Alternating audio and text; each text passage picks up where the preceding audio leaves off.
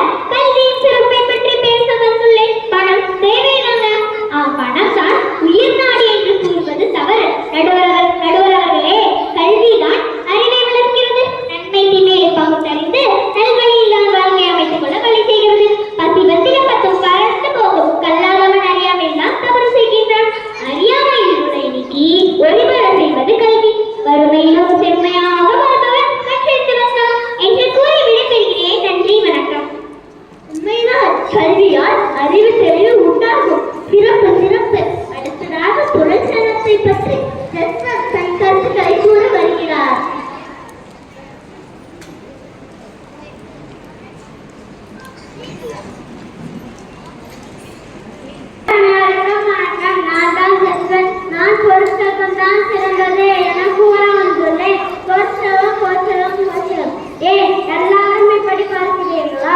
பொருள் என்றால் ஒன்றும் செய்ய முடியாது. எல்லாரும் சொல்வதை தான் நானும் சொல்கிறேன் நடுவர்களே. சரிங்க, உங்க குழந்தைகளை கல்விக்காக மட்டும்தான் படிக்கிறேன்னு சொல்லுங்க. என்ன படிச்சா பெரிய வேலைக்கு போய் நிறைய சம்பாதிக்கலாம்னு நினைக்கிறாங்க, அதனால தானே படிக்கிறாங்க. ஏன்னா பொருளைனா சொந்தம் இல்லை பந்தம் இல்லை. எனவே பொருட்களும் தான் சிறந்தது என தீர்ப்பை சொல்லுவீங்கன்னு நம்பி விடைபெறுகிறேன். நன்றி, வணக்கம்.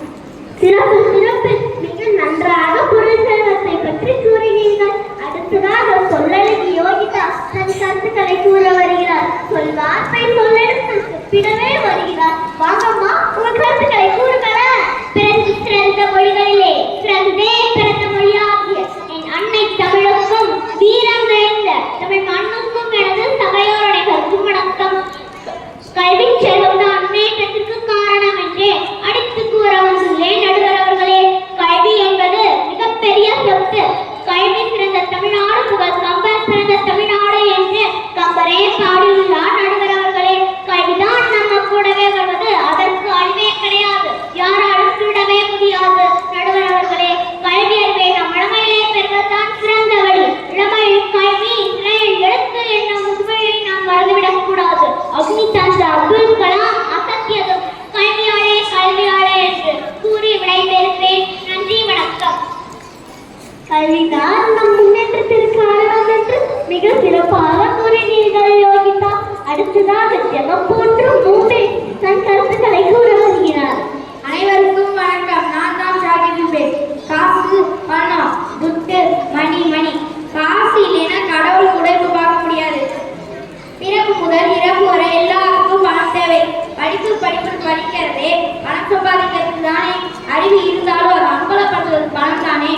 நான் படித்துள்ளேன் என்று பணம் கொடுத்து டிக்கெட் வாங்காமல் பஸ்ஸில் பயணிக்க முடியுமா? இல்லை. ஹாஸ்பிட்டலுக்கு தான் போக முடியுமா நண்பர் அவர்களே? இல்லை. கடைக்கு தான் போய் பணம் இல்லாமல் காய்கறி தான் பார்க்க முடியுமா? பணம் ஒருவரை வெளியில் வைத்து யோசித்து பாருங்க நடுவர் அவர்களே. நல்லதொரு தீர்ப்பை சொல்லுவீங்கன்னு நம்பி வெளிவருகிறேன். நன்றி, வணக்கம். பணம் இருந்தாதான்